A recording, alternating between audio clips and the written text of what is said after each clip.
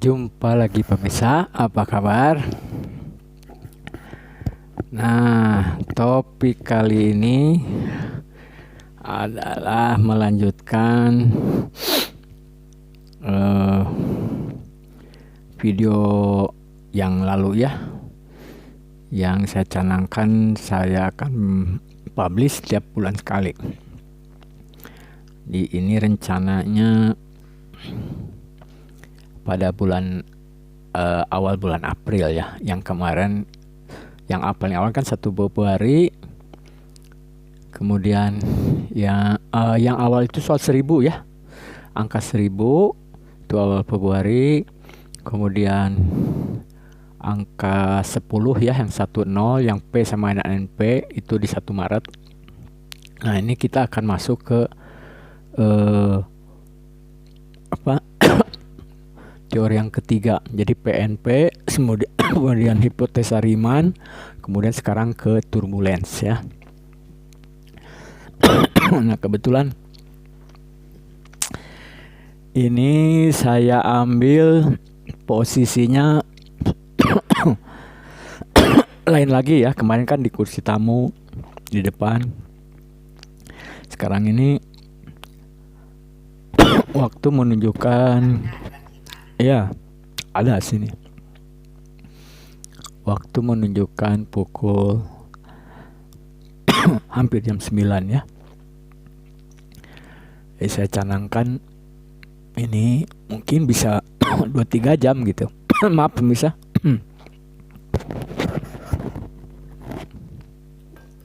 Ini Anda lihat kan, ibu saya enjoy menikmati kuehnya.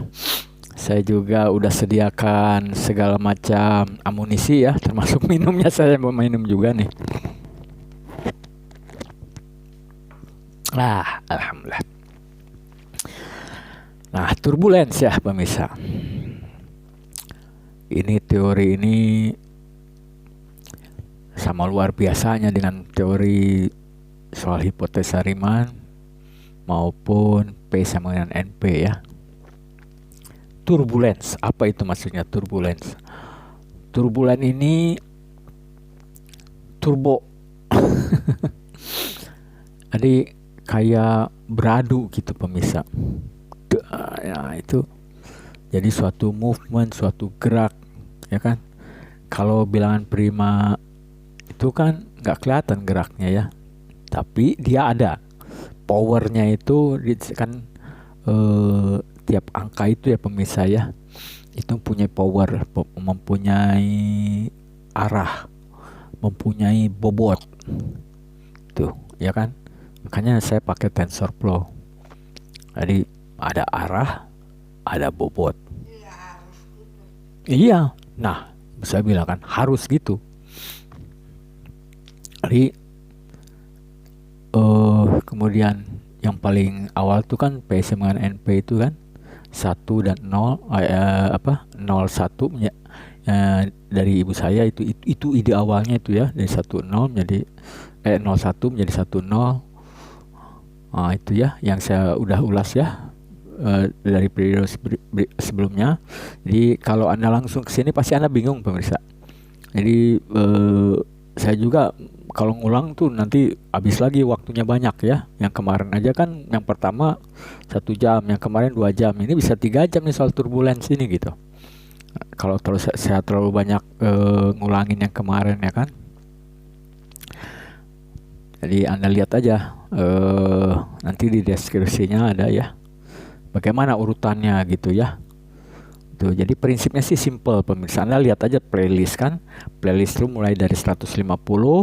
Di dalam 150 itu ada 115, 116, 117. Betul kan? 115-nya P sama dengan NP. 116-nya hipotesa Riemann. Nah, di 117 kita masuk ke turbulence. Nanti itu kan 116, 115, 16, 17 itu di 150 nyatu di situ ya. Kemudian nanti kita akan lanjut ke bagian berikutnya. Jadi di 151 kan, tadi kan 150, sekarang 151. Nanti mulai lagi. Ini kan sampai 117. Jadi di 151 itu nanti 18, 19, 20, 21 berikutnya ya kan. Nah itu saya udah susun. Anda bisa lihat di channel kita tadinya pemirsa ya. Itu kita namakan Alzheimer Mom. Tapi setelah saya pikir matang-matang ya, karena kan yang utamanya ini bahwasanya penyakit Alzheimer ini kan penyakit yang udah lama ya, udah 100 tahun lebih ya, sampai orang nyari-nyari nggak dapat gitu, ya kan? Jadi saya udah dari ide 01 dari mama saya ini, saya berkeyakinan gitu bahwa obatnya itu bukan apa yang selama ini kita cari gitu. Saya juga tadinya terus terang ke situ berapa bulan gitu, saya ngubek-ngubek, iya tidak apa-apa, ngubek-ngubek internet, literatur, tanya kiri kanan, berdiskusi orang kiri kanan. Alhamdulillah, kalau ibu saya nggak bilang 01 itu, tidak akan pernah saya buat video ini sekarang. Dari situ mulainya. Ya, jadi itu ya mungkin saya maklum kalau Anda bilang ini suatu janggalan atau aneh atau gila ya mungkin ya. Tapi coba Anda pikir, ya kan? 1 abad lebih manusia, bukan 1-2 orang. Kalau misalnya teori relativitas kan Einstein doang yang mikir. Sekarang Alzheimer, berapa orang yang mikir kalau disatuin? Berapa energi otak, riset, biaya? Anda boleh baca di Amerika itu biaya riset untuk Alzheimer itu sama dengan atau udah melebihi biaya riset untuk kanker. Miliaran dolar. Kalau di Indonesia ini kan udah triliunan itu. Ya kan? Yang untuk kanker ketemu, orang sudah banyak sembuh, udah teknologinya udah makin maju, makin diketemukan solusinya. Alzheimer gimana? Miliaran dolar habis, tidak ketemu solusinya kan? Jadi kalau teori ini benar pemirsa, itu mama ada situ ya, mama juga bisa lihatnya. Jadi ini turbulence ini kan yang akan saya itu kan suatu movement itu ya.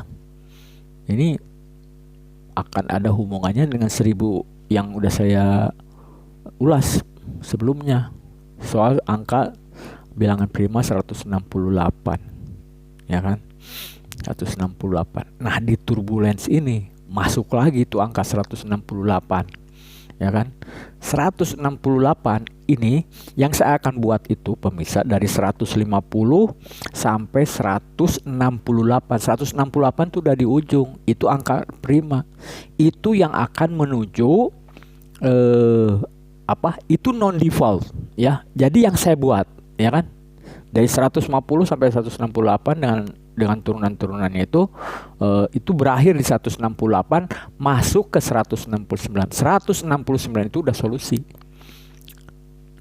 Nah, itu ada perbedaan layar kan, saya berulang kali jelaskan kan, perbedaan layar antara yang saya buat dengan nanti yang angka-angka prima itu yang akan berperan gitu. Untuk yang saya buat ini belum berperan mereka.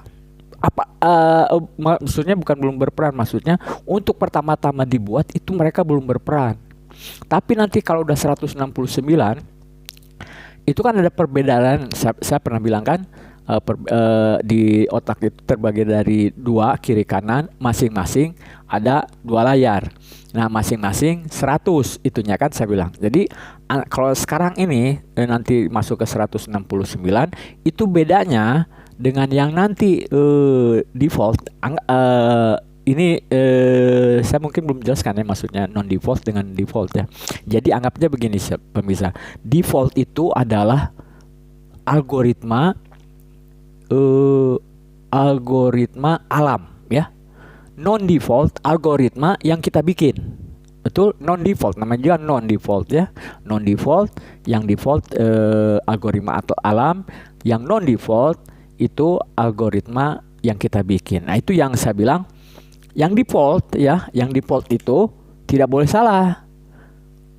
Bukan karena kita yang nyuruh mereka untuk tidak salah. Ya maksudnya angka-angka prima itu. Angka prima ini sakti batul. Sakti lah. Mungkin lebih sakti dari Alzheimer, dari Riemann, dari siapapun. Mereka sakti. Tapi ada kelemahannya pemirsa. Mereka itu tuh ada kelemahannya. Yang kita melebihi dari mereka. Manusia itu apa kelemahannya? Kelemahan mereka tuh mereka nggak bisa salah pemirsa, ya kan? Kita kan gampang mau salah. Saya ngomong sekarang ini bisa dianggap gila, bisa dianggap salah, apa kan? Mereka nggak bisa. Mereka nggak bisa gila, nggak bisa salah, nggak bisa pura-pura. Itu yang terjadi sama Alzheimer, ya kan? Jadi kita udah makanya banyak berhubungan dengan angka-angka prima. Jadi saya ulang lagi ya, non default itu bisa salah, bisa benar, itu nanti diuji masuk ke yang harus benar dan yang nggak bisa salah. Angka prima coba Anda salahin dari mana, ya kan? Itu nggak bisa. Jadi nanti perbedaan layarnya berapa? Nah itu tadi 100 tadi. Jadi nanti masuk ke 168 itu kan udah 1000, angka prima 1000. Itu nanti dia akan masuk ke 69, ya kan? Di 69. Nah, perbedaan layarnya dengan yang benar itu 100. Jadi dia nanti akan masuk ke 69. Jadi tujuannya tuh di 1000 itu masuk 168 sendiri. Ya kan? Nah, si 168 ke yang benernya juga sama. Bedanya 100 juga. Jadi 168 angka prima ke yang benarnya itu, yang mereka tidak bisa pura-pura, tidak bisa bohong, tidak bisa salah, itu bedanya 100 juga. Jadi nanti 68.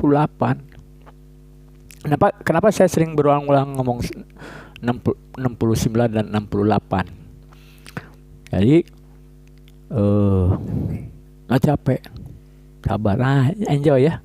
Jadi ini hubungannya dengan teori turbulence tadi.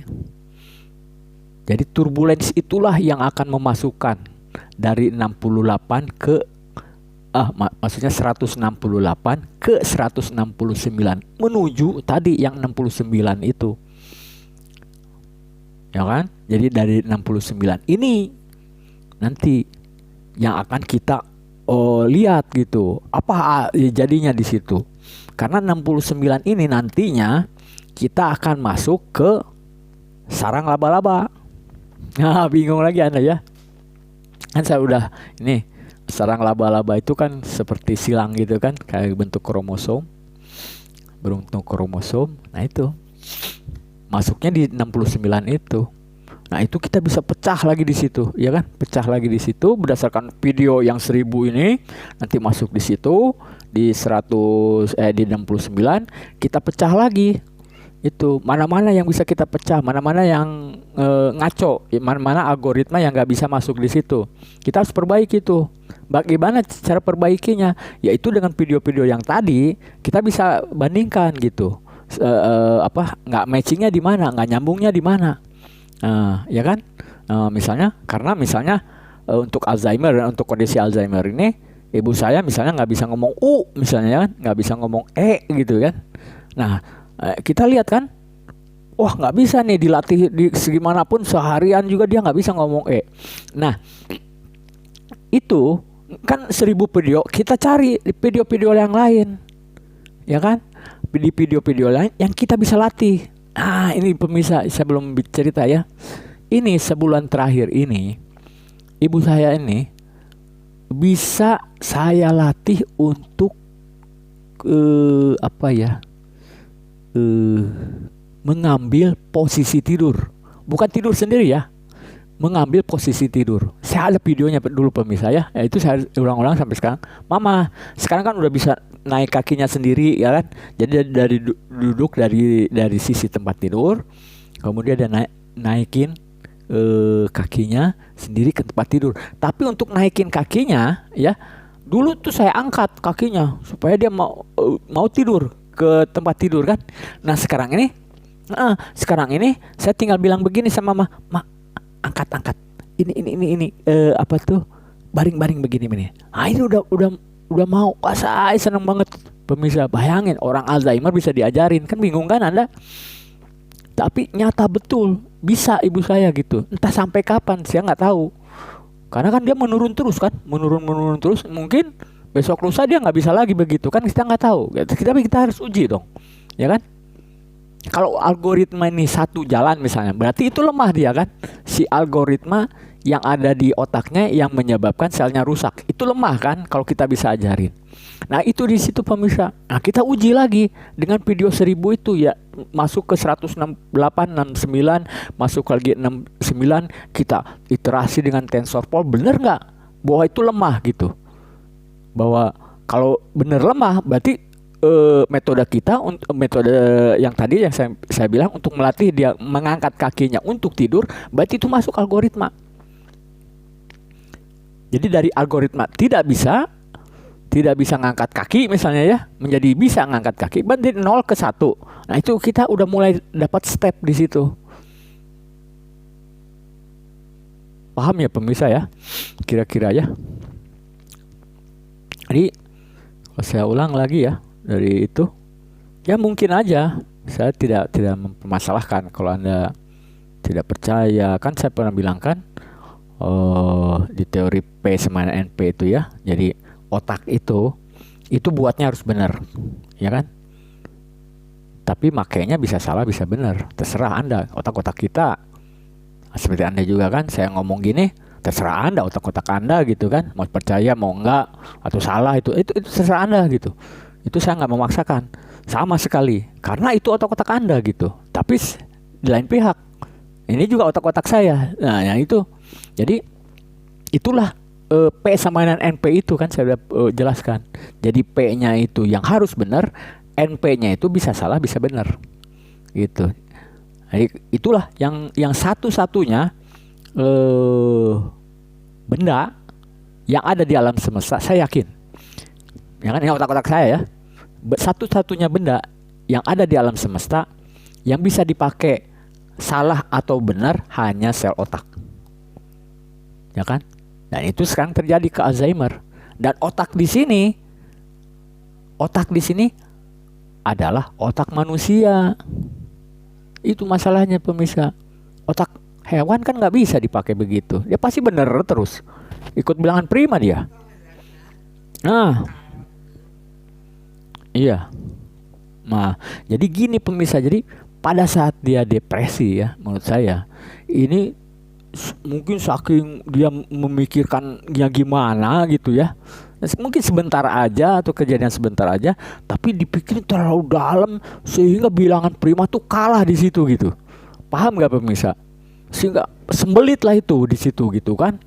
Tapi sembelitnya sebentar aja gitu. Dia akan berusaha balikan si bilangan prima itu, sehingga dia udah kayak ketempel gitu atau gimana ya, 1 angka 2 angka gitu kayak ketempel gitu, terus jalan gitu. Akhirnya apa yang terjadi, rusaklah bertahun-tahun gitu selnya itu gitu pemirsa.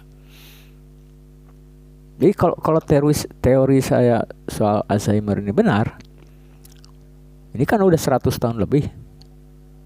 Kalau manusia atau orang-orang risetnya itu masih ke situ, belum ke algoritma. Kalau teori saya benar ya, balik lagi ya. Kalau teori saya, mau seabad, mau 2 abad lagi juga nggak akan ada obatnya gitu. Selama tidak terpikirkan bahwa yang membuat sel rusak itu algoritma.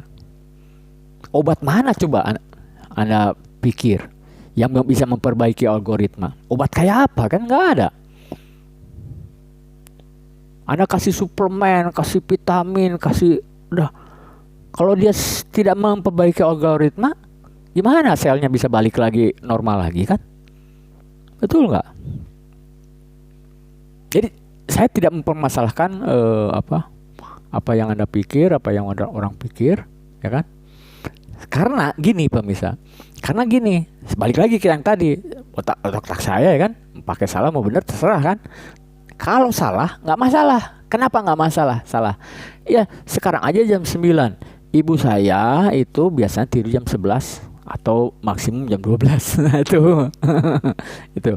Nah, itu saya tidak memaksakan dia jangan tidur apa sebelum dia ngantuk gitu, karena saya mengincar supaya tidurnya bagus. Karena sabar, karena kalau tidurnya bagus itu masuk tuh algoritma dengkur kucing. Nah, Anda coba video yang lalu ya, algoritmanya. Jadi kalau tidurnya bagus, ada videonya pemirsa. Kalau tidurnya bagus itu obat pemirsa. Dan salah satu tidur yang bagus itu adalah tidurnya kucing. Jadi kucing itu lebih dari 8 jam, bisa sampai 12 jam. Malah harimau, singa itu lebih lagi itu seperhari itu. Makanya mereka itu lebih banyak tidurnya daripada aktivitasnya. Kenapa? Kenapa banyak tidurnya? Karena pada saat mereka memburu mangsa itu mereka harus dalam keadaan yang prima ya, harus kuat betul gitu ya. Nah kan mereka menguras energi luar biasa untuk menangkap mangsanya ya, sehingga akhirnya apa yang terjadi, untuk membalikan energi ini dia perlu tidur. Nah jadi kalau orang bukan membalikan tenaga aja, tapi membalikan yaitu seperti Alzheimer tuh, sel-sel rusak tuh ya kan. Mudah-mudahan dari situ ada gitu ya, ada efeknya gitu ke situ. Coba karena gini pemirsa, kita aja kalau tidur nggak nyenyak kan, nggak puas kan paginya tuh ya. Tapi kalau kita tidurnya bagus ya kan, paginya terasa segar, otak terasa terang kan. Seperti itu prinsipnya ya kan. Karena apa? Karena pada saat tidur bagus itu dengkur kucing ya, algoritma kucing. Jadi napas itu berirama ya. Jadi dari metabolisme seluruh tubuh, paru-paru gitu ya, yang diambil gitu ya, kemudian dialirkan balik lagi ke apa tuh yang harus dikeluarkan gitu kan, set balik kayak musik gitu pemirsa ya. Coba aja Anda dengar musik yang melankolis, yang enak kan, pikiran tuh rasanya enak gitu kan. Sama tubuh juga, kita juga begitu. Nah itu nanti bilangan-bilangan prima yang dalam tubuh kita, yang bilangan prima yang adem itu itu akan ngumpul ya kan. Nah di algoritma yang salah tadi siapa tahu gitu kan, bisa memperbaiki atau memujuk teman-temannya itu ya. Nah, itu nanti ada yang saya bilang itu algoritma berbalik gitu ya. Itu pemirsa. Jadi ini kan prolognya udah setengah jam sendiri ya. Kita masuk teori turbulen ya. Jadi gini pemirsa. Nah, saya minum dulu boleh ya pemirsa ya. Ini sebenarnya minum ibu saya, tapi saya isi penuh. Dia juga minum dikit-dikit tapi terus gitu. Kalau saya sendiri minumnya ini kopi. Kalau Anda di luar negeri, di orang Amerika gitu ya, apa yang saya ini kan ada rokok nih ya. Jadi bukan ngajarin, jadi memang saya dari kecil juga begini, tapi ya aman-aman damai aja gitu ya. Jangan ini ya, saya jangan terusin ya, itu teori Anda ya, otak-otak Anda, otak-otak saya balik lagi ya. Jadi gini pemirsa. Nah ini juga kan hari ini ya, saya kan posisinya lain ya, ini sengaja nih. Jadi saya ambil posisi di mana ibu saya nyamannya aja gitu. Jadi dia entah kenapa pada malam ini dia tuh betah di kamar gitu ya. Itulah saya belain gitu dia. Jadi saya atur gitu untuk membuat video ini gitu. Jadi ini kebetulan ini saya pakai HP biasa kan, tinggal dimasukin ke setrum kan, posisinya udah bagus, saya ketemu ketangkep, jadi bisa lama, bisa nyantai, bisa juga bisa enjoy itu kan. Nah, karena teori ini berarti teori ketiga ya, P sama NP kan yang pertama, yang kedua hipotesa Riemann, yang ketiga ini turbulence. Dan yang ketiga ini nih pegang kunci banget pemirsa. Jadi gini pemirsa ya, ini teori ini terus terang ya. Dari semua P sama NP Peterson itu kan semua teorinya itu menjadi kasus ya, jadi kasus. Jadi sama dengan Alzheimer. Jadi belum ditemukan solusinya juga. Jadi kalau saya ngomong salah gitu segala macam, ya orang juga begitu sama gitu kan. Nggak nemu ini solusinya gitu. Tapi saya berusaha gitu. Karena kenapa saya sampai ke situ? Karena saya melihat kenapa ini masalah-masalah ini menjadi kasus. Ternyata sama dengan Alzheimer. Kenapa coba? Karena algoritma default itu yang saya bilang tadi. Antara non-default dengan default itu beda 100. Ya kan? Jadi kalau itu kan kalau di bilangan prima bilangan 10 ke 1000 kan 10 kali 100 menjadi 1000 kan? Itu 100-nya di situ prinsipnya. Gitu. Mama saya adem kan? Jadi saya balik lagi ya. Kenapa angka 168 itu sangat apa itu ya, berpengaruh besar ya kan dalam algoritma ya. Jadi gini pemirsa, kan di dalam angka 1000 itu ada 168 bilangan prima. Nah, ntar dulu, jangan kemana-mana, sini temeninnya tuh ketawa kan. Jadi sedangkan menuju ke 69 harus ke 68 dulu kan. Jadi perbedaan layarnya 100. Jadi di situ 68. Nah, di angka 68 itu unsur keunikannya, keanehannya, ya kan? Itu tuh tinggi sekali gitu. Aneh lah pokoknya. Gila mungkin orang. Nah, tapi prinsipnya kegilaan ini kenapa? Karena prinsipnya satu, karena kita nggak nyampe ke situ gitu. Contoh gini gitu, misalnya gampangnya ya, monyet ya kan, dikasih pisang sama uang, ya kan?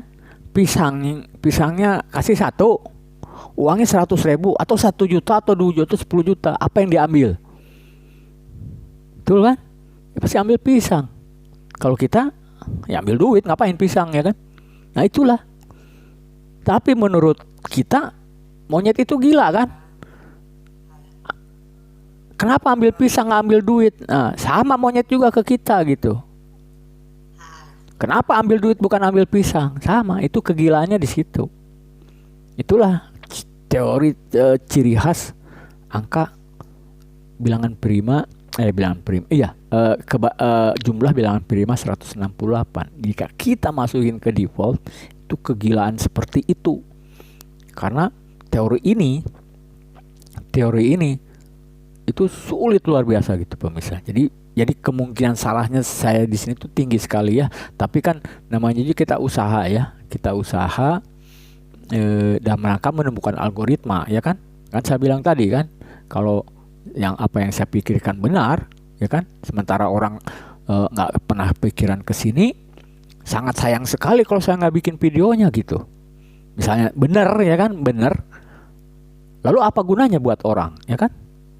Jadi saya harus bikin videonya, terserah mau dibilang gila segala macam, suatu saat juga akan ke situ gitu ya kan, nanti akan teruji gitu. Yang gila siapa gitu kan, mereka yang cari-cari obat atau saya yang cari-cari algoritma?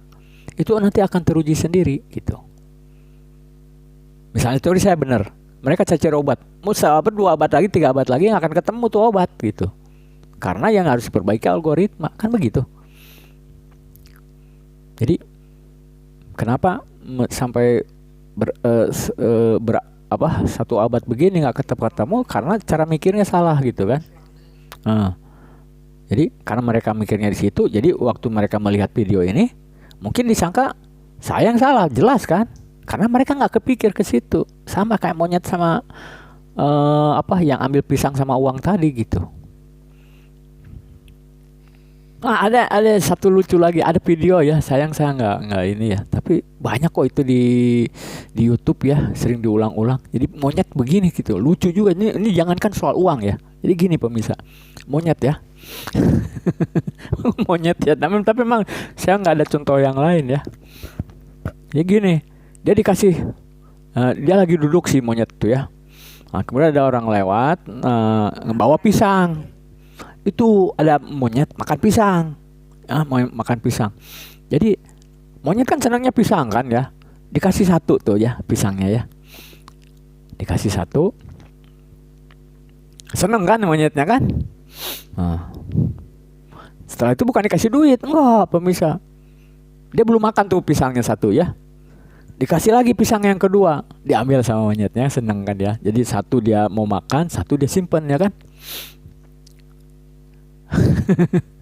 Orang ini jahil, kasih lagi pisang ketiga, monyetnya bingung. Belum dia punya solusi untuk pisang ketiga, dikasih yang keempat. Malah apa yang terjadi pemirsa? Marah tuh monyet. Betul kan? Kenapa dia marah? Karena otaknya ya nggak nyampe ke situ. Jadi jangankan soal uang, dikasih 4 aja dia udah bingung gitu. Ya kan? Itu yang terjadi gitu. Jadi nah, teori turbulence itu seperti itu. Jadi gini, di sini. Jadi ini saya buat videonya juga berurut nih pemirsa ya. Jadi kan saya pernah bilang ya, bahwa yang 1000 ini dipegang oleh laba-laba, yang itu sumbu X, sumbu Y-nya itu dipegang oleh lebah ya kan. Yang saya pernah bilang lebah itu ambil dari Ganchart. Kenapa Ganchart? Karena Ganchart itu bentuknya heksagon ya kan, heksagon. Nah, karena bentuknya heksagon, jadi nggak hanya Ganchart aja yang saya ambil, jadi ada prime heksagon. Jadi gini pemirsa, ada tadi orang datang ke sini ya. Jadi gini pemirsa, ini ya teori Ganchart ini ya, itu kan dia ambil dari pergerakan itu tata surya ya, tata surya. Nah sehingga dia bisa dapat ya. Itu saya udah kagum bukan main, itu bisa sampai ke situ gitu ya akhirnya. Cuman tetap karena pikiran orang ya kan, pikiran manusia bisa benar bisa salah. Jadi dia ada benernya, ada salahnya juga gitu. Di mana salahnya? Ya karena dia tata surya aja. Sedangkan ini kan alam semesta kan nggak hanya tata surya aja kan. Semua orang udah tahu kalau ini sampai alam semesta ini ya, galaksi, ternyata galaksi juga bermiliar-miliar juga jumlahnya ya. Betul nggak? Galaksi kita aja Bima Sakti segede apa, kita membayangkannya udah luar biasa. Ini kotanya bermiliar-miliar juga galaksi, udah kayak apa gitu kan. Betul nggak? Jadi teorinya Ganchart itu, sedangkan teori Ganchart itu sampai ke tata surya aja gitu, sampai bilangan 330 tadi kan. Jadi bilangan terbesar paling ujung tuh 330 di Ganchart itu. Jadi kelemahannya itu dia tidak sampai ke alam semesta ini gitu. Ya di tata surya itu boleh dikata menurut saya itu udah bagus banget gitu pemirsa. Anda boleh pelajari ya. lucunya Ganchart itu dipakai untuk memprediksi harga saham. Aneh kan? Kenapa bisa begitu? Ya karena teori kita pergerakan saham itu ternyata juga ada hubungannya dengan pergerakan tata surya tuh. Aneh kan? Itu saham loh pemirsa, bukan barang hidup gitu kan. Kalau nggak seperti kita gitu, maksudnya secara biologis hidup gitu kan. Itu aja terpengaruh gitu dengan suatu struktur tata surya gitu. Jadi program ini naik turun, nanti ini bakal naik turun. Nah, itu untuk sampai saat ini yang saya tahu kebanyakan orang memakai itu, teori Gantt chart itu. Saya belum mungkin ada teori lainnya ya, tapi yang sebagian besar dan saya dengar itu mujarab ya. Kalau Anda yang sedang bermain saham, boleh sekali-sekali ya. Mungkin atau malah Anda udah tahu ya soal Gantt chart itu ya. Saya di sini tidak bermain saham ya, kan saya udah pernah bilang. Saya tidak pusing soal uang ya. Bukan sombong pemirsa. Hidup itu pilihan, saya kan udah bilang.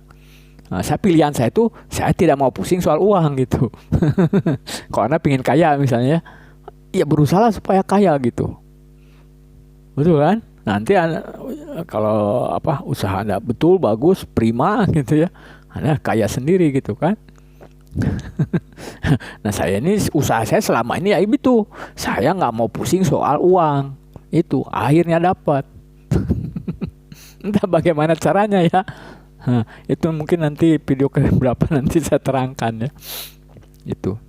Jadi hasilnya apa? Nah, sekarang ini aman damai, ya, terjamin sampai saya meninggal adem. Nggak usah pusing soal uang gitu. Sekarang ini saya makanya bisa konsen memikirkan ibu saya gitu. Kalau Anda punya ibu sini kan Anda juga bingung kan kalau masih ini walaupun ada perawatnya gitu kan segala macam. Nah, paginya harus Anda kerja, harus cari uang, belum anak-anak Anda gitu kan. Apa ya, kalaupun udah seperti saya juga kan, udah maksudnya anaknya udah pada nikah gitu segala macam, tetap aja kan pasti masih tetap pusing soal uang kan. Belum lagi masalah anak, menantu, apa cucu. Banyak kan masalah kan. Nah kalau saya itu begitu pemirsa. Karena apa? Karena saya senang bukan senang ya. Jadi kebetulan saya kalau banyak-banyak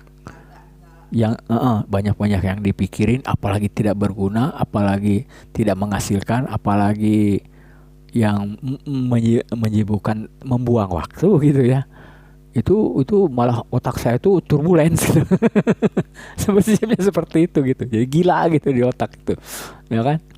Jadi makin sedikit yang dipikirkan itu saya lebih senang. Makanya sekarang saya bisa konsen ibu saya gitu. Seperti sekarang ini aja kan. Saya kalau diam aja bingung kan.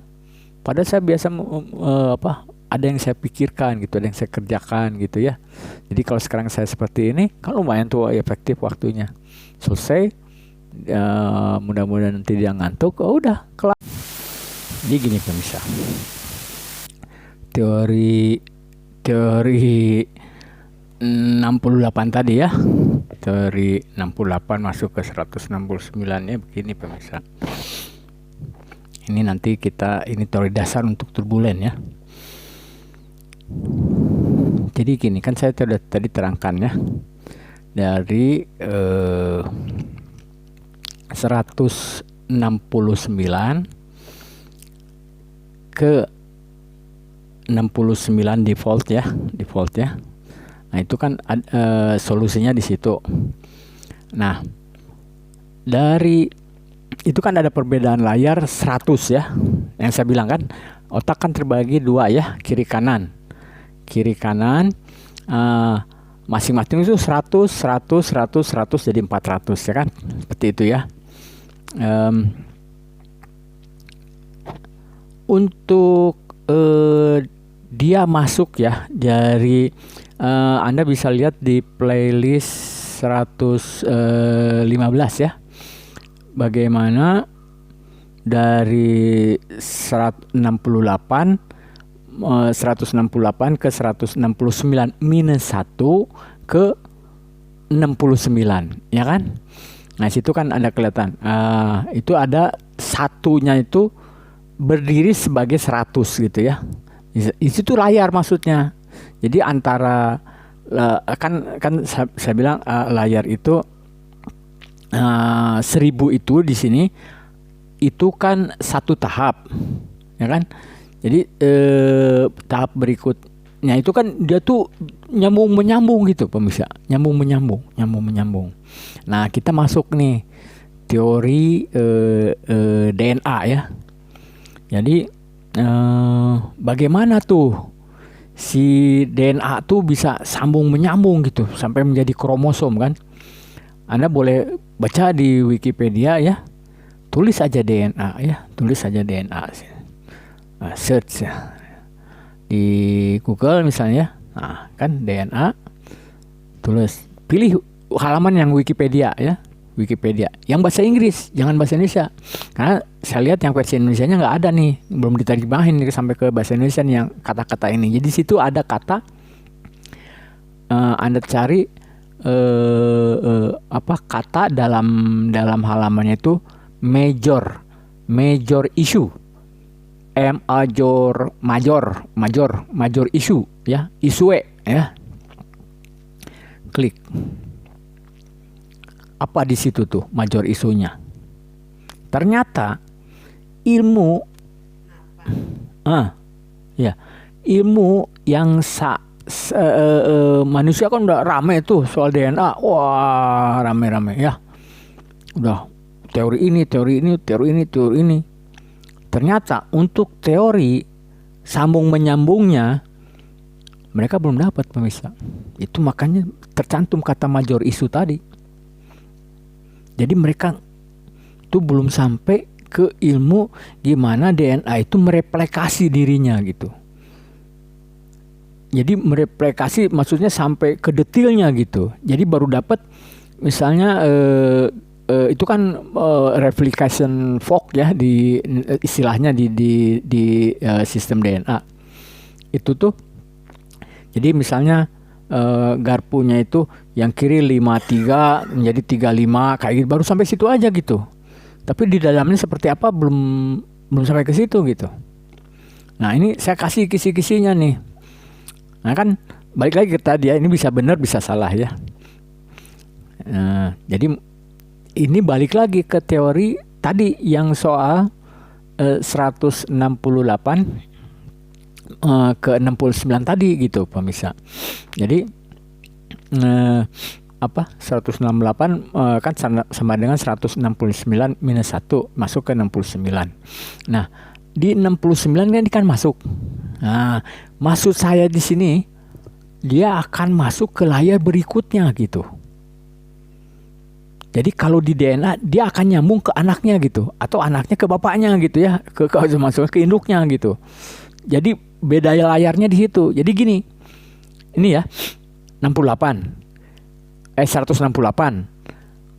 masuk ke 69, ya kan? Nah dia akan masuk layar berikutnya. Gimana bisa masuk layar berikutnya? Karena dia akan masuk lagi ke 168 lagi, pemirsa. Itulah yang menjadi sarang laba-laba itu kan bentuknya X itu ya. Jadi itu hitungannya tuh 168 kan saya udah bilang 168 minus angka 10 di bilangan jumlah angka prima di angka 10 dan jumlah angka prima di 100. Karena itu masuk di 1000 kan. Jadi kita kurangin dengan angka prima di 10 dan di 100. Di angka 10 itu jumlahnya 4. Di 100 itu jumlahnya 25. Jadi 29 kan. Jadi 168 dikurangi 29. 139 kan. Itulah yang yang bentuknya X itu. Jadi dia sebenarnya begini pemirsa. Kan masuk di 168. Nah, jadi dia kan ada perbedaan layar dengan 100 tadi. Jadi 139 itu adalah juga ya si 68 kan 68 tadi ya. 139 dikurangin 68 berapa? 71 kan? Betul? Ah, itu sama dengan di Gantt chart ya. Yang saya kan kotak ada 400 itu kan, 4 kali 100 dikurangi 330. kurangi lagi satu layar. Ya kan? 70 tambah 1. Atau gampangnya 71 itu 71 plus 68 sama dengan 139. Apa maksud 71 di sini? Ya kan? Itulah saya udah terangkan di playlist berapa ya. Sebentar saya hitung dulu.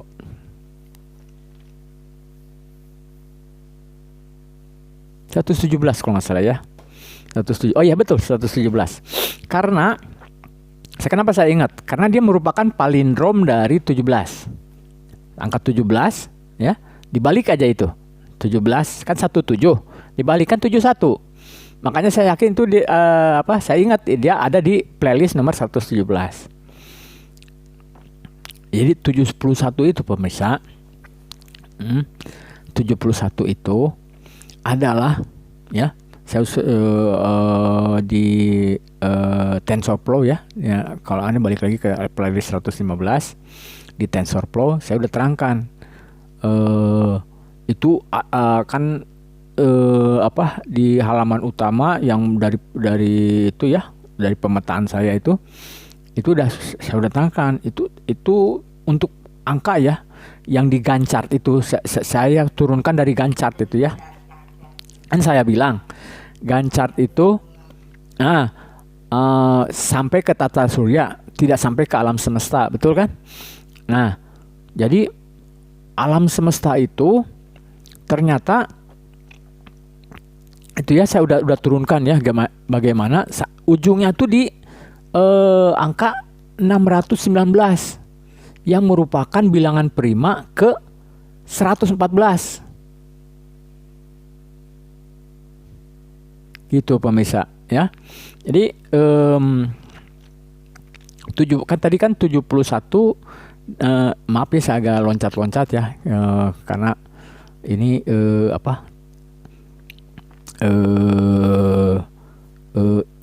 belum tentu benar juga gitu ya. Jadi mungkin agak loncat-loncat tapi kira-kira begini. Jadi si DNA itu kan masuk di 69. Keluar lagi di 69 beda layar jadi 168 kan. Nah ini kan 168 itu ada bilangan bilangan prima dari angka 1000 kan. Nah karena itu dia akan mengumpulkan lagi 1000 gitu kan, 69 masuk ke 168 dia akan mengumpulkan 1000. Di 1000 ini dia akan masuk menjadi sumbu X. Nah, ingat aja rumah laba-laba kan X itu, anggap aja itu sumbu X ya kan. Nah karena di sumbu X dia harus ada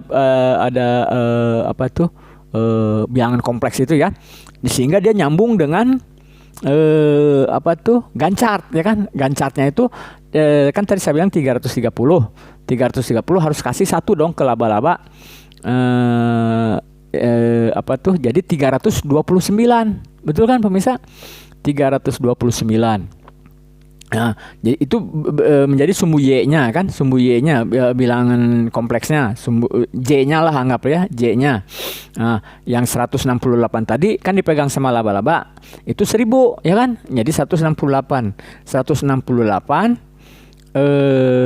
di sumbu X, imajinernya 329 ya tadi ya, 330 minus 1 yang Gantt itu ya. Nah ini kan tadi saya bilang itu kalau untuk alam semesta kan tata surya sampai 330 ya. Kalau untuk tata surya untuk alam semesta saya turunkan teorinya tuh, dapatnya 619 gitu. Itu di luar sumbu X. Nah dia itu bersatu tuh dengan si Gantt. Jadi kan Gantt kan tata surya kan. Nah yang alam semestanya kemana? Nah berarti alam semesta ini yang sisanya dari Gantt itu. Jadi 619 di Oh, sebentar ya, maaf pemirsa ya. 619. Oh, 619 harus masukin dulu dong supaya nyambung ke si Ganchart ya. Jadi kurangin satu dulu ya, kasihin ke Ganchart sama kayak tadi. Yang 330 kurangin satu, satunya kasih laba-laba. Nah, ini si 619 kasih juga satunya ke si lebah ya kan. Jadi 618 ya kan. 619 kurangin satu, satunya kasih ke si lebah.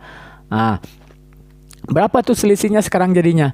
Jadinya 618 ya kan dikurangi 329 tadi ya, maaf. Jadi 289. Itu selisihnya antara Ganchart dengan alam semesta gitu. Karena kan saya bilang tadi kan ada teorinya sampai ke 619. 619 juga ada sebenarnya di Ganchart. Ada itu, cuman angkanya misah, nggak nyambung. Tapi 619 itu ada dalam satu segitiga gitu ya, segitiga. 619 itu ada di situ. Jadi kalau dengan teori tadi ya kan bahwa 69 masuk ke 168 jadi 1000 ngambil itu jadi laba-laba ngambil ngajak si lebah karena merasa cuman tata surya jadi butuh alam semesta, jadi dia manggil semut, jadi 289 itu bersatunya di situ. Jadi bersatunya itu sumbu X-nya 168, sumbu Y-nya 329 dari Ganchart. Sisanya itulah yang alam semesta yang wah kemana-mana itu tuh. Tapi baris. Baris dia. Itu ada di 289. Jadi 289 itulah yang diurus sama semut gitu. Prinsipnya begitu. Kenapa saya ambil hewan? Karena saya ambil dari sifat-sifatnya pemirsa. Jadi laba-laba misalnya mentok aja diem gitu kan. Di sarangnya diem ya nungguin mangsa kan. Nyari makannya begitu diem dia. Jadi makanya sumbu X dia. Jadi dia mentok jagain di situ yang 1000. Nah, si laba-laba kan imajiner. Lebah imajiner kan motor, mau cari bunga-bunga segar gitu kan. Nah, itu di sumbu imajinernya. Nah, untuk yang alam semesta ini sisanya dari Ganchart tadi itu sama itu berbaris dia. Jadi itu semutnya. Jadi gampang kan mikirnya ya. Jadi laba-laba diam, lebah muter ya kan? Muter, terbang. Berarti nggak di tanah dong, nggak di sumbu X dong, dia terbang kan? Berarti dia sumbu Y. Nah, semutnya baris gitu.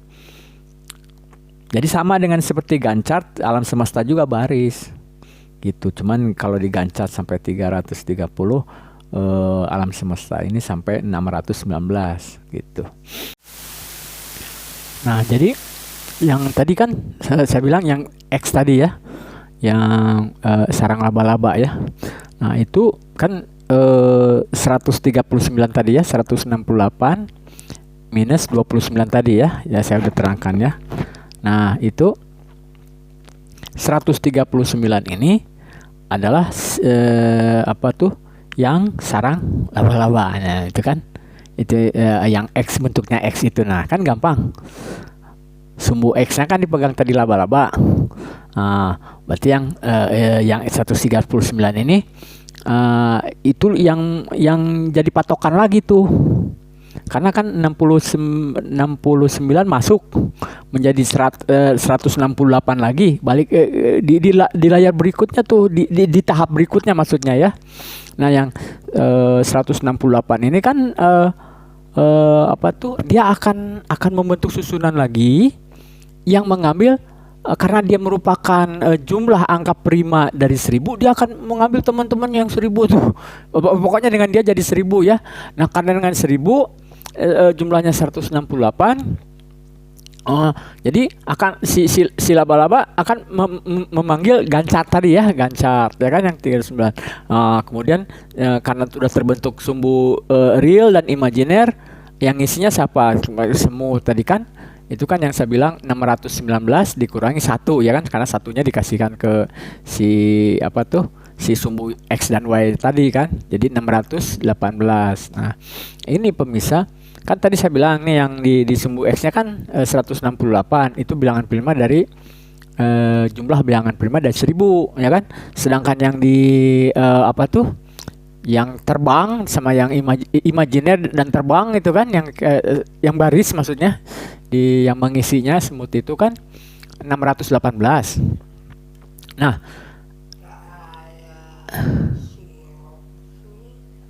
iya. Iyo, ya baik. Nah, itu perbandingannya coba pemirsa. Kalau kita bandingkan bukan ke 168-nya, tapi ke 1000-nya. 618 dengan 1000. Berapa tuh?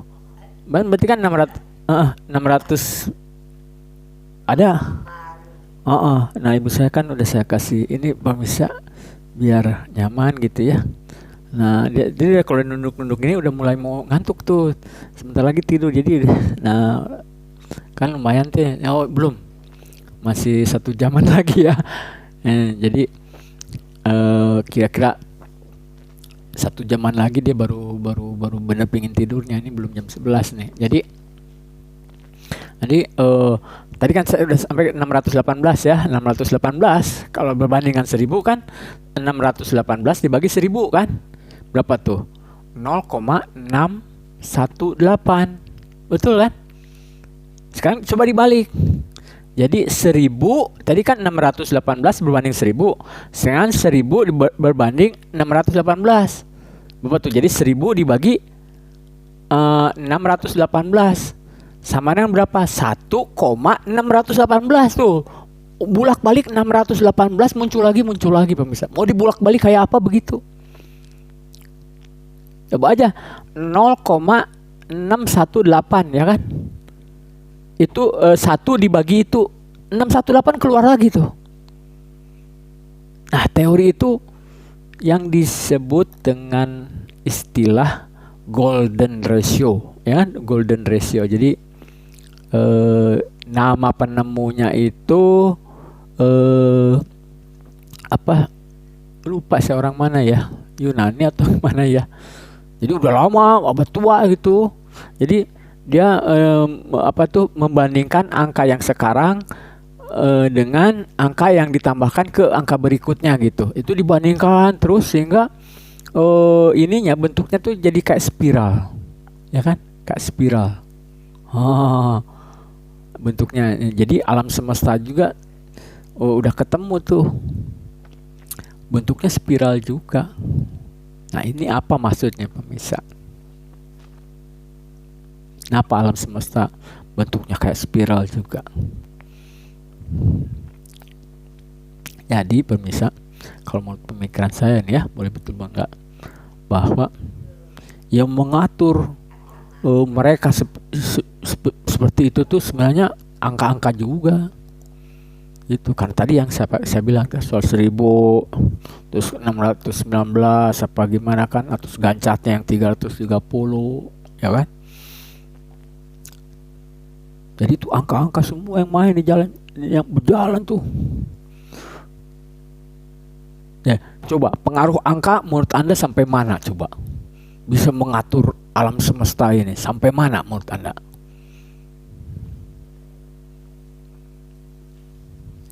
Sampai ujung alam semesta. Betul? Tadi mana sih kita nggak tahu. Ujungnya di mana? Angka tuh sampai situ. Sehingga berbentuk spiral tadi, sehingga ada golden ratio tadi. Sehingga ada 1000 tadi, ada 618 tadi. Ada gancar tadi. Sampai ujung alam semesta.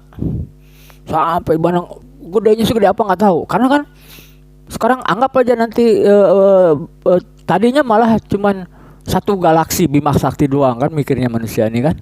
Zaman kuno kan ya. Terus mikir, wah ternyata banyak. Ada miliar. Nanti triliunan, nanti triliun-triliun. Kadang kita nggak tahu. Batasnya di mana? Bukan alam semesta kan batasnya, berarti kan alam pikiran manusia. Baru nyampe dulu, baru nyampenya Bima Sakti. Waktu zaman dulu lagi baru nyampe ke tata surya dulu baru nyampe ke matahari kan begitu. Jadi membatasi bukan alam semestanya kan, manusianya sendiri nyampainya sampai situ. Nah teori ini juga sama begitu. Jadi tergantung Anda aja mau mikirnya sampai mana gitu. Kalau cuma mikir sampai matahari doang ya sampai situ. Kalau sampai tata surya doang sampai situ. Jadi sama teori Einstein juga begitu. Jadi dia 2 tingkat tuh pemirsa, dari bumi, tata surya, alam semesta gitu. Nah itu kan menuju ke besar ya kan, angka itu menuju ke apa tuh, ke alam semesta yang gede-gedenya.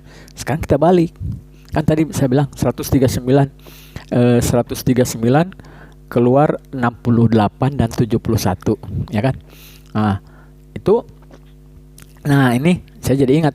Jadi 71 dengan 68 di 139 itu menimbulkan gap. Itu. Jadi 71 dan 68. Gap itu yang dimasukin oleh 69 sehingga keluar waktu keluarnya menjadi 168 yang saya bilang menjadi apa tuh, sumbu X. Nanti sumbu X jadi mengambil apa tuh, lebah, semut gitu kan.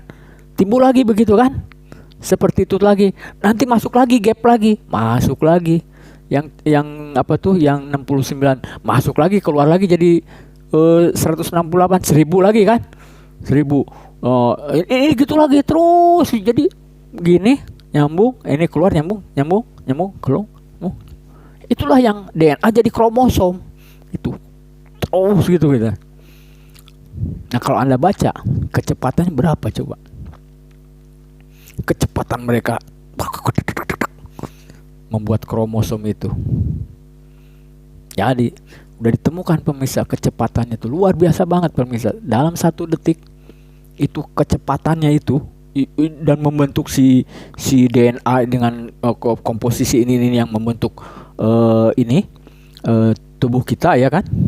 Yang DNA itu yang kan ada susunan bilangan, susunan apa tuh, ATCG kalau nggak salah ya, atimin apa itu kan, itu yang sehingga menjadi kromosom. Itu 1 detiknya pemirsa. Dengan komputer yang ada sekarang ini diperlukan waktu 30 hari untuk menyalin itu tuh, si kode-kode yang mereka keluarin. Mereka bisa bekerja dalam 1 detik. Komputer sekarang itu 30 hari baru kelar itu nyusunnya di komputer sebuah. Luar biasa kan? Jadi komputer sekarang belum apa-apa dibanding gimana caranya DNA itu kerja. Ya bayangin di tubuh kita emang sedikit selnya, bermiliar-miliar kan, tapi bisa mereka mengerjakan seperti kayak gitu.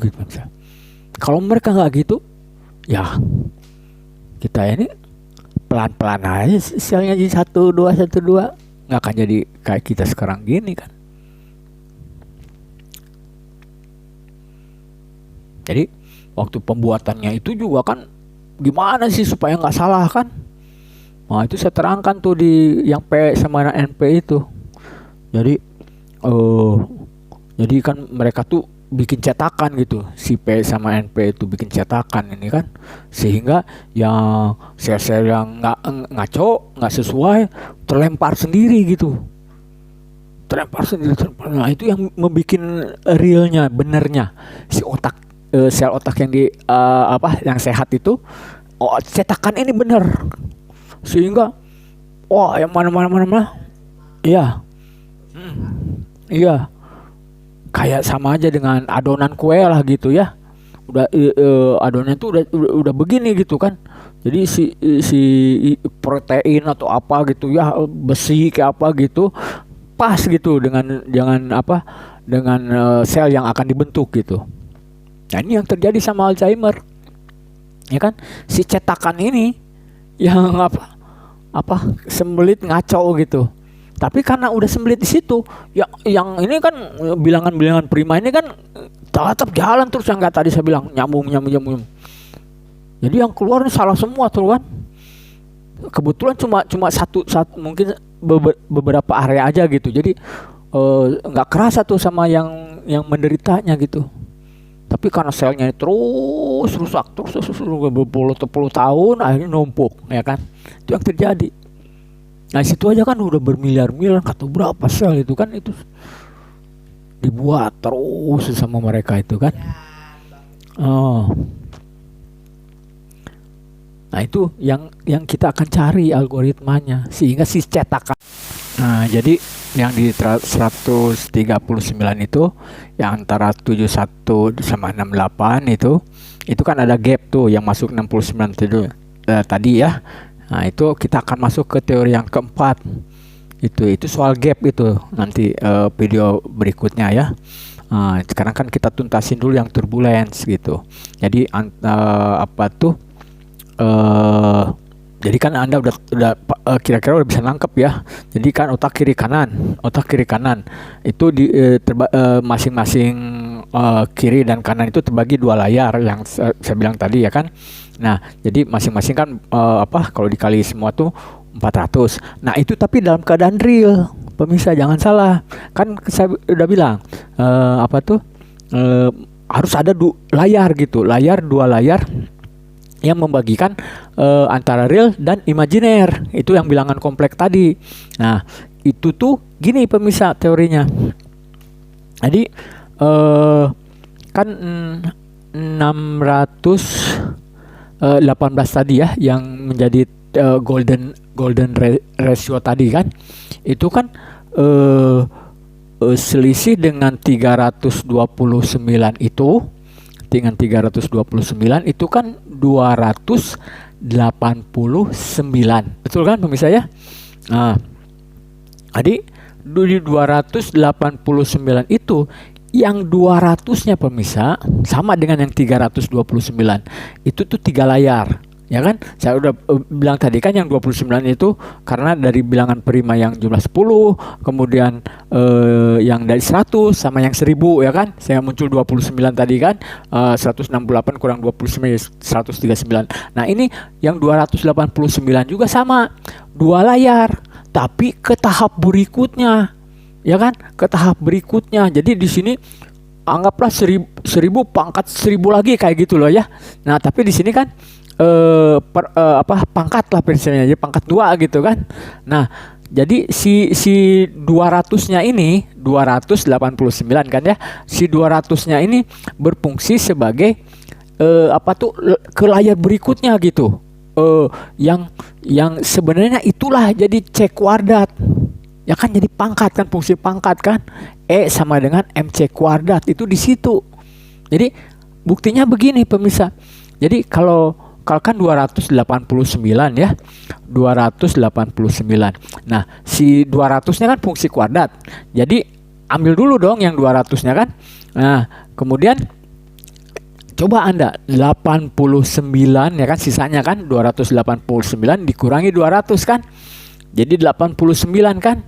Nah, 89 itu dikuadratin kan, sama kayak cat tadi kan, C kuadrat itu kan, 89 dikuadratin itu kalau nggak salah 7009 berapa gitu ya. Nah ini rasanya di sini pemirsa, 89 kuadrat ya, itu jumlah bilangan primanya di situ ada berapa? Nah kalau 1000 kan ada jumlah bilangan prima 168. Sekarang yang tadi yang 89 kuadrat itu berapa? 7000 sekian ya kan? Bilangan primanya ada berapa? Ayo. Ada yang bisa nebak nggak? Gampang, sering sahabat. Ini kuis nih. Angka itu yang paling sering saya sebut nih. Dari awal tuh saya sebut terus tuh. Berapa kira-kira? Udah banyak yang nebak ya kali ya. Ya 1000. Angka prima dalam 89 kuadrat itu 1000. Apa maksudnya berarti? Nah, jadi kan di 80 itu dia kan udah di layar yang si semut tadi ya, si semut tadi, sehingga menjadi 289 tadi. 289-nya 200-nya sebagai layar ke tahap berikutnya. Sisa 89 kan 1000 ini apa maksudnya pemirsa? Jadi 1000 ini adalah 1000 yang sama dengan yang tadi. Ya, cuman yang tadi di tahap sebelumnya. Yang ini 1000 menjadi tahap setelahnya. Itulah yang terjadi di DNA, makanya bisa nyambung ke menjadi setelah jadi DNA jadi kromosom jadi organ jadi kita, ya kan? Sama di alam semesta juga begitu. Kenapa saya berani bilang di alam semesta begitu? Ya angka-angka ini ujungnya sampai mana coba pemirsa? Sampai ujung alam semesta kan mereka. Makanya membentuknya bisa jadi spiral kayak teori Fibonacci. Yang golden ratio tadi. Sekecil apa sekarang mereka? Ya atom-atom kan. Nah di atom-atom ini ya kan, itu kan ada elektron itu kan, ya nggak?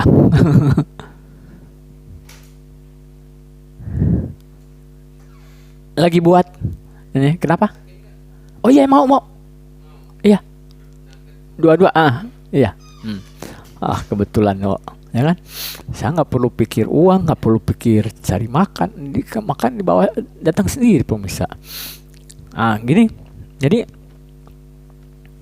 balik lagi ya, ujung alam semesta itu kan kita ini manusia terus terang menurut saya masih menduga-duga itu. Nanti sekarang aja triliunan, nanti kapan tahu manusia tahu, wah lebih lagi gitu, ya kan? Tergantung ilmu pengetahuannya kan.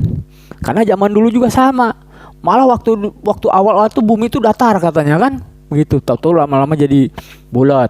Dari bulat, wah bukan kita nih bukan matahari nih yang mengelilingi kita yang mengelilingi matahari gitu kan. Kemudian setelah itu, wah nggak sampai matahari nih, sampai Pluto nih apa gitu kan. Jadi bulan apa ketemu, udah gitu. Wah ketemu nih galaksi Bima Sakti, ya kan? Sampai sini nih. Ternyata galaksi Bima Sakti itu juga bagian dari triliunan tadi. Coba. Jadi yang membatasi apa? Bukan alam semestanya kan? Ilmu kitanya, ilmu manusia baru sampai situ. Nah sekarang itu kan alam semesta, ya kan? Kita nggak tahu segede apa ya, anggaplah ya. Sekarang kita masuk ke atom nih. Sampai mana coba? Angka itu akan nyusup ke dalam gitu. Si angka-angka tadi. Kan atom itu macam-macam ya, pemirsa ya. Ada hidrogen, oksigen, nitrogen, apalah gitu kan. Itu dari mana itu bisa ketahuannya bahwa ini tuh atom hidrogen, itu atom misalnya atom besi gitu kan. Dari mana? Dari jumlah elektronnya kan. Si protonnya, neutronnya, apalah Anda mungkin udah pernah belajar gitu kan. Yang membentuk atom itu kan dari jumlah-jumlahnya itu, elektronnya apa segala macam itu sama aja di kita kan. Jumlah di tata surya ini bulannya ada Saturnus, ada misalnya ada Pluto, ada Mars kan, mirip-mirip kan si elektron. Nah sekarang kita masuk ke elektron ya. Di elektron tuh si angka sampai mana? Sampai situ saya nggak percaya pemirsa. Di elektron itu angka nyusup lagi ke dalam. Paham nggak pemirsa? Sampai di mana itu si angka-angka itu akan masuk nyusup ke dalam. Sama pemirsa. Kalau menurut teori tadi, karena keluarnya saya bilang kan algoritmanya masak-masak juga gitu kan, ke dalam juga sama, masak-masak juga. Jadi di dalam elektron yang lebih kecil dari atom-atom tadi, mereka juga akan begitu.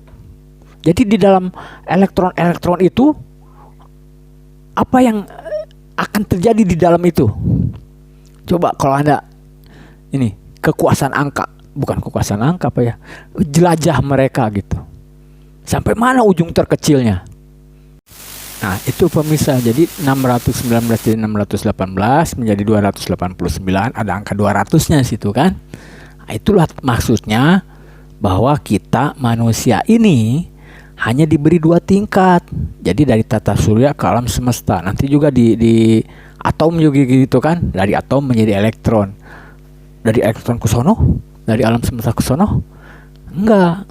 Karena apa? Ya itu kita diberinya itu sama yang maha kuasa itu ya, yaitu berakhirnya di 200 itu. Jadi 2 tingkat aja, 2 tingkat ke sana, 2 tingkat ke bawah. Itu mainnya di 1000. Itu pemirsa.